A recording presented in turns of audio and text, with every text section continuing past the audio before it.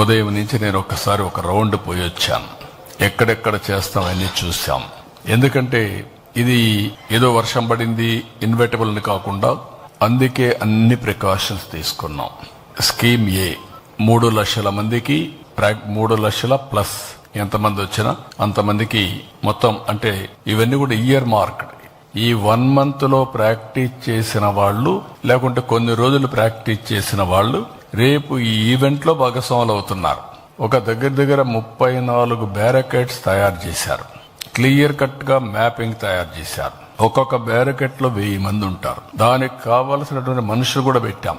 Volunteers ని, coach ని, ఎక్కడికక్కడ కండక్ట్ చేసే అవసరమైతే ఎమర్జెన్సీ డాక్టర్స్ ని, అదే మరిగా ప్రతి ఒక్క దానికి దగ్గర 1000 మందికి ఒక టాయిలెట్, ఇలాంటివి అనేకగా ఏమేమి ఉన్నాయో 100 మందికి ఒక టాయిలెట్, నాట్ 1000 మంది 100 మందికి ఒక టాయిలెట్, ఇలాంటి ఏమేం కావాలనో అవన్నీ పెట్టాం.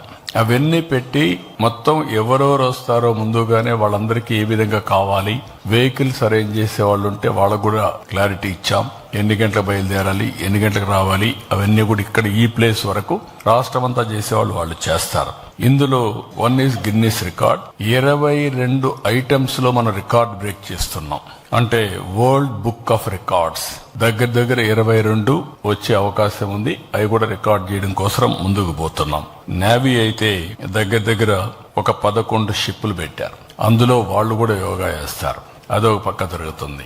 అదే మాదిరిగా పాడేరు దగ్గర ఇటీవల కాలంలో 25,000 మంది స్టూడెంట్స్, ట్రైబల్ స్టూడెంట్స్ చాలా బాగా చేశారు. అప్పుడు గిన్నిస్ రికార్డ్ చేయలేకపోయాం.